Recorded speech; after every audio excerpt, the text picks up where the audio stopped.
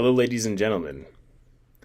Today we'll be discussing some frequently asked questions from Rincon Valley Fire District's two new policies: the Social Media and Electronic Communication Procedure number 1-001 and the Family and Medical Leave Act, FMLA, policy number 1002. To begin, we will discuss the social media policy, which is important because social media is constantly changing with new communication methods. This directly affects how the public perceives the fire department and how RVFD can better serve its community.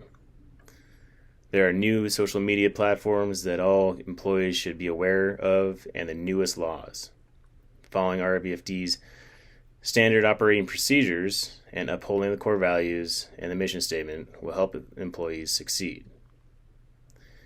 Rincon Valley has its own social media sites and will assure that all of the rules will be followed to prevent any possible litigation or to put RVFD in a negative light. There have been a few questions recently about this policy. Some of the questions are as follows. What if I'm tagged in a social media post where my name comes up that I didn't do myself, and I'm in a department uniform or not putting the department on a positive display? This is undoubtedly a significant concern, as it is possible that an individual's actions can be portrayed in a post as seen negatively upon the department. An important reminder to all employees is that anything done on or off duty with social media can return to the employee and potentially harm the individual's or department's reputation.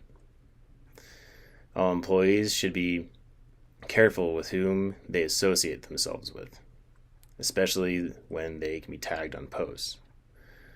Once these posts are online, they will forever stay there. The second question, what if my account is hacked? That is a true possibility. RVFD has not had this issue yet. However,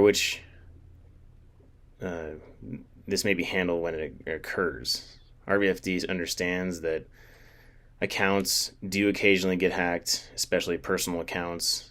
If something acts maliciously, RVFD will start an investigation to that manner.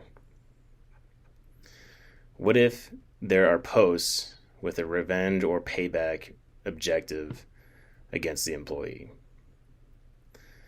RVFD understands that there are circumstances where employees or the department cannot control what the public does. RVFD will have the opportunity to sit down with individual and encourage them to delete their social media accounts. What is the discipline for breaking the social media policy? Because this policy is new to the department, there is no current disciplinary action described by SOPs. However, if an individual violates the Code of Conduct policy, disciplinary measures will be based on severity. Once again, any individual on social media should be careful with whom they are associating and who can see their posts. And then the last question for social media is, what are the potential legal concerns? The legal concerns will be explained in the RVFD legal policy. RVFD highly recommends reviewing that policy and being familiar with them.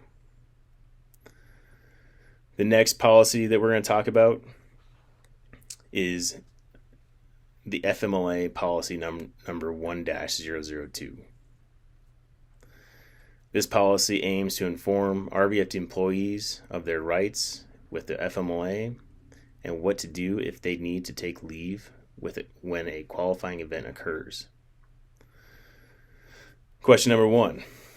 Can I pick and choose the days I can take off during the time of my FMLA? Yes, you can when using the temporary leave FMLA. However, you cannot choose the days if the return to work is under light duty. One thing to consider if under temporary leave is the limited number of people taken off per shift. It is not recommended to choose only holidays as it may cause problems with being fair with other employees. Second question, does an RBFD employee have to use their sick time? Answer to this is yes. All PTO, including sick time, will be exhausted first until unpaid leave begins. Question 3, what qualifies as a serious health condition? A serious health condition is warranted by FMLA that can be found on the FMLA website or through the RBFD HR department. The fourth question, what if an employee does not give 30 days of advance notice? This is a courtesy to the department. RBFD strives to stay consistent with operational readiness and staffing department vehicles. It is only recommended to give sufficient 30-day notice, but it is not necessary if there is a sudden, unexpected qualifying event. The fifth question, will taking unpaid FMLA affect my retirement? Yes, it can affect your retirement. When taking unpaid FMLA, the employee must contribute to their retirement independently. Once again, unpaid FMLA is the key there. While the district will not be contributing during that time, additionally, the time the employee is on an unpaid FMLA, the amount of time taking unpaid FMLA will be added time at the end of their retirement time frame. For example, if you're planning on retiring in 20 years, whatever time you had unpaid, say it's 3 months, you're going to have to tack on 3 more months at the end of your 20 years. How many times can I use FMLA is the last question. The employee can use the FMLA benefit as often as necessary if there is a qualifying event as described by the FMLA policy.